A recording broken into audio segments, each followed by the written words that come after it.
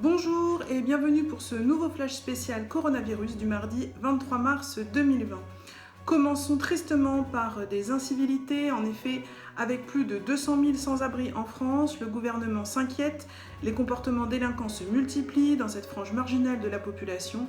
Les SDF en effet continuent de résister aux consignes de confinement et imposent au pouvoir public de répliquer avec fermeté pour la santé de tous. Pendant que certains salariés ne toucheront que 70% de leur salaire au mois de mars 2020 et que les personnes âgées sont enfermées chez elles sans télématin qui a cessé d'émettre depuis une semaine, certains SDF imaginent encore pouvoir se retrancher derrière l'absence de logement pour échapper au confinement.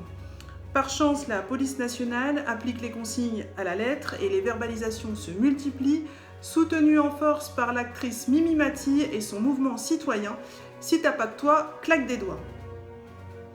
Courrier, maintenant, le gouvernement l'a promis, depuis le début de la crise sanitaire, la distribution des colis et des courriers ne sera pas stoppée.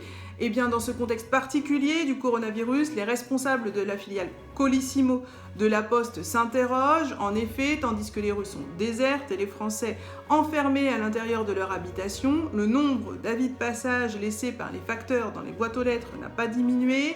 Une étude sera prochainement menée sur la surdité potentielle de la population, ce qui pourrait être un symptôme encore méconnu du Covid-19 à suivre. Interrogation cette fois, tandis que les répercussions économiques du coronavirus sont évidemment encore méconnues en France, c'est cette fois le ministère de la Santé qui se veut rassurant. Malgré le nombre de décès annoncés et liés à la pandémie, tous les emplois du secteur médical seront bien sauvegardés. Afin de soutenir les acteurs de la filière médicale, les bureaux de tabac, à l'origine de 73 000 décès en France, ont été maintenus ouverts, une façon d'assurer au corps médical, actuellement soumis à une rude épreuve, une poursuite d'activité, même après la crise. Bonne nouvelle cette fois, à Lourdes, hier dimanche, une habitante de la rue de la Grotte, cette rue principale de Lourdes où circulent habituellement badauds et pèlerins, a révélé avoir reçu la veille un message divin. Le diocèse a immédiatement pris cette information très au sérieux.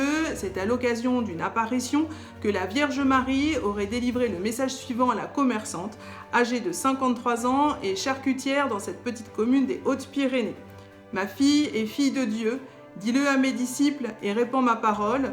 Dieu ne descendra pas cette année pour Pâques, il vous attend là-haut. » Le CMIL, Comité médical international de Lourdes, chargé des vérifications des apparitions dans le lieu saint, s'est dit tout à fait favorable à la reconnaissance par l'Église du message ainsi délivré, certainement destiné à rassurer les fidèles sur l'accueil chaleureux qui leur sera réservé à leur arrivée là-haut.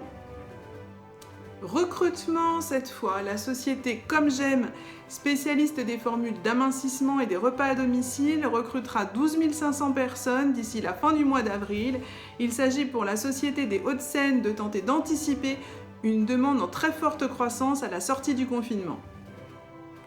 Évoquons cette fois le sort de nos amis les bêtes, un reportage qui a été réalisé dans la commune de Vilchien, dans le département de la Manche, où une habitante s'est exposée quotidiennement à recevoir des amendes pour sortir son chien. Regardez. Ouais, moi en fait, ce que je voudrais dire, c'est que je suis pas trop d'accord pour me prendre des amendes tous les jours pour sortir mon animal. Moi, je veux dire, le coronavirus, l'être humain, il a bien cherché, je veux dire, il a niqué la planète. Après, les animaux, je veux dire, ils n'ont rien demandé. Et moi, Cœur de Noisette, je veux dire, c'est pas de sa faute. Donc, moi, je trouve que c'est pas normal. Et je voudrais dire à tous les responsables que, voilà, faut arrêter avec les amendes pour promener tous nos êtres humains de compagnie. Et voilà, moi, Cœur de Noisette, je ferai tout pour toi, je ferai tout pour elle, parce que la vie, c'est les animaux. Et puis, pour terminer ce journal, un petit point lecture afin de se divertir et de se changer les idées. Nous vous proposons aujourd'hui cet ouvrage qui ravira les petits et les grands, le manuel de survie. Très intéressant, cet ouvrage vous propose de prévenir, agir, tout pour s'en sortir.